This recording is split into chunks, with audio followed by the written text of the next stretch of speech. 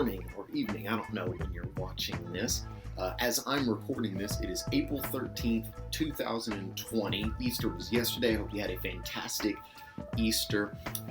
And from where I exist right now, like I said, April 13th, 2020, we are still in quarantine from coronavirus. And if you're like me, while in quarantine, you've probably been watching a lot more TV. So let me know down in the comments, what shows do you like to watch? I've been running out of programming to enjoy viewing because I've been stuck at home for so long. But one of my favorite shows that I love to watch over the summer, right, because it's almost summertime, was Wipeout. And if you don't know what Wipeout is, it is this awesome show where people compete to win $50,000 by getting mildly injured in majorly embarrassing ways like this. Oh, heavens!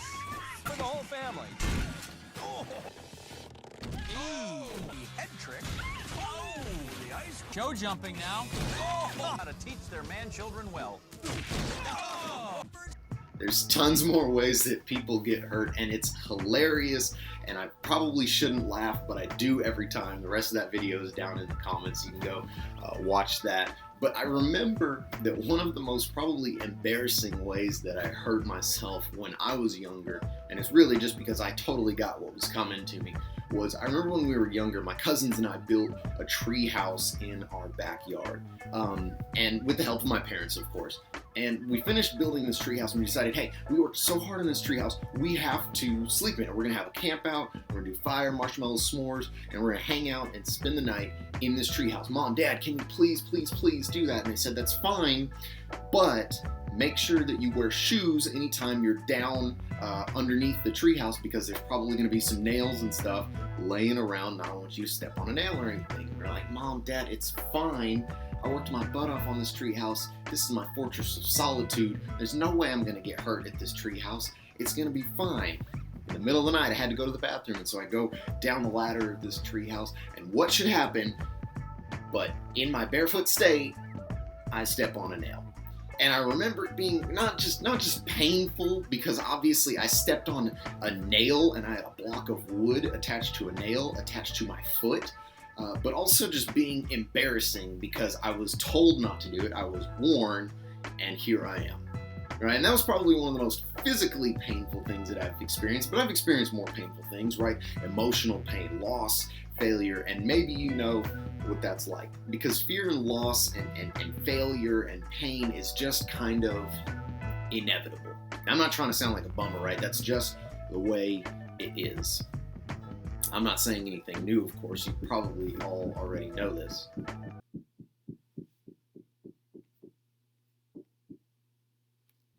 Charity's knocking on the walls for some reason. But anyway, sometimes we just experience pain, right, and hurt in our lives. And sometimes it's a result of our actions, right? You failed a test because you didn't study, right? You lost a friend because you said something mean to that friend. Maybe you got grounded because you disobeyed your parents. And we don't like the results of those actions, but nevertheless, you can't deny that the hurt, the pain, the failure that we experience is a direct result of those actions that we decided to take.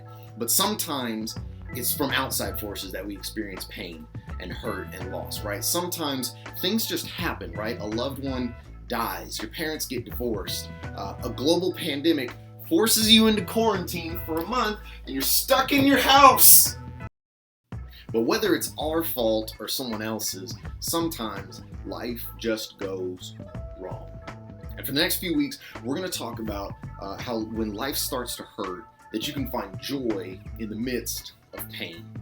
We're going to talk about how God uses the hardest moments of our lives to make us stronger, to make our faith stronger, and to show us that God is stronger than anything that life has to throw at us. But before we talk about how life is hard sometimes, we should first talk about what life looks like when it's right. In Genesis chapter 1, verse 31. And God saw everything that he had made, and behold, it was very good. And there was evening, and there was morning, sixth day. So everything was great, but things changed when Adam and Eve sinned. Things went wrong. Genesis chapter 3, verse 17.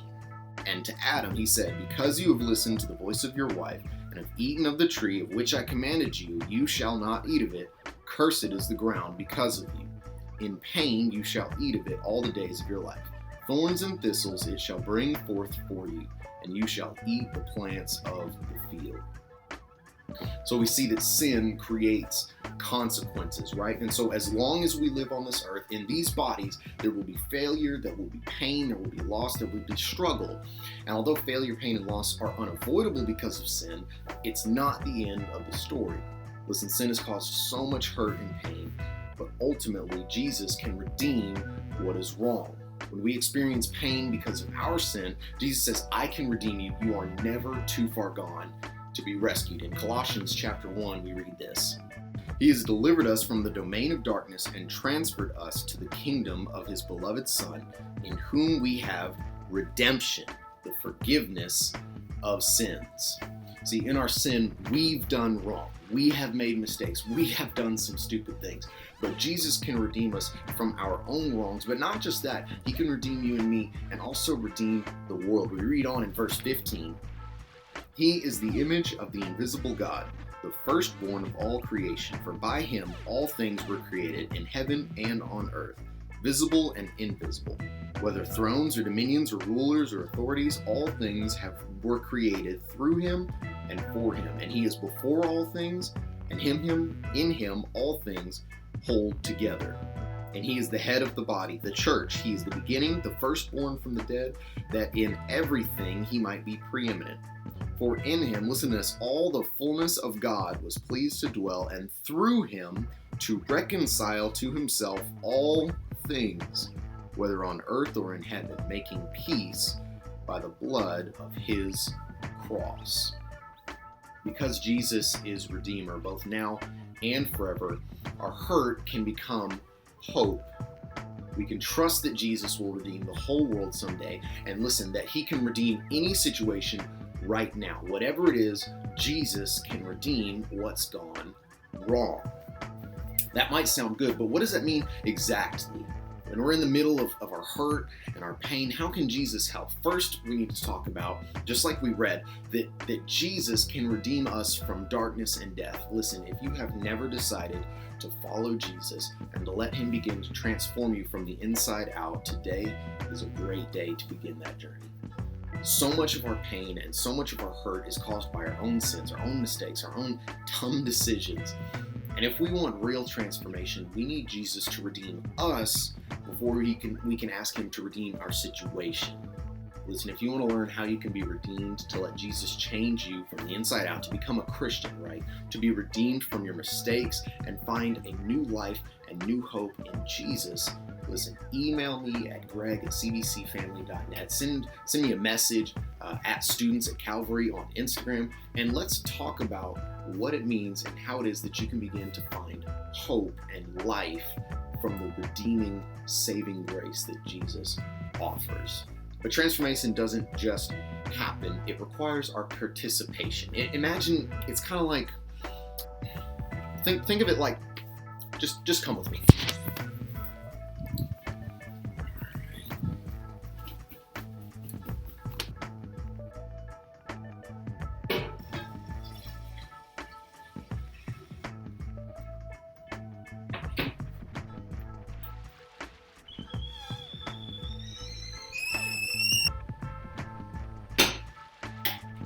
So in my experience, there's generally a few ways that people tend to respond when life gets difficult, right? So imagine for a second that this hot water represents every pain, every failure, every difficulty, whatever struggle that weighs on you.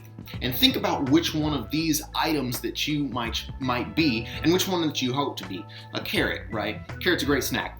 They generally start out tough, strong, and vibrant, but what happens when water hits them? They turn soft, and after a while, they get mushy.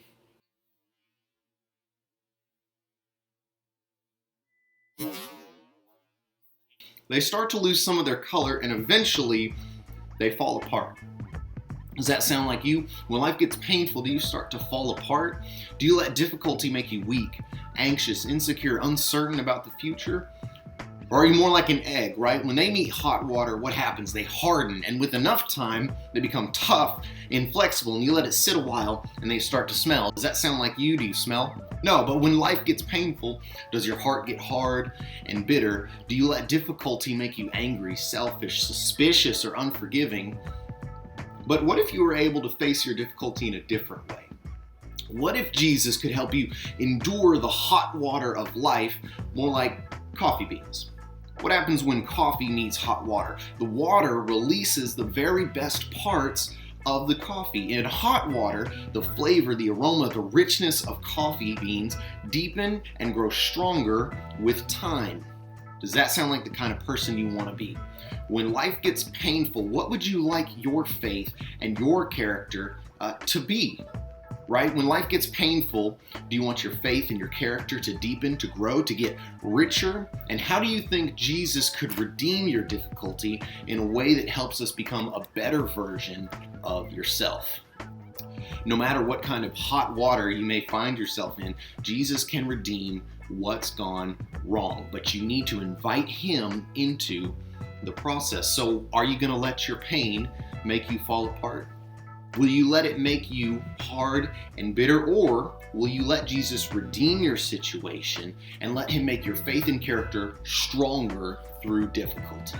It's easy to let pain and hurt control you, but when you choose to trust that Jesus can redeem what's gone wrong, it changes everything. Instead of lashing out at others, you could let your pain bring you closer to the people who you love. Instead of feeling sorry for yourself, you could be thankful for the opportunity to grow through this difficulty. Instead of focusing on worst case scenarios, you could focus on what God is doing in and through you. And instead of getting angry at God, you could trust that Jesus can redeem your hurt. I don't know what's causing your hurt or your pain right now. I don't know how you failed or how life has failed you.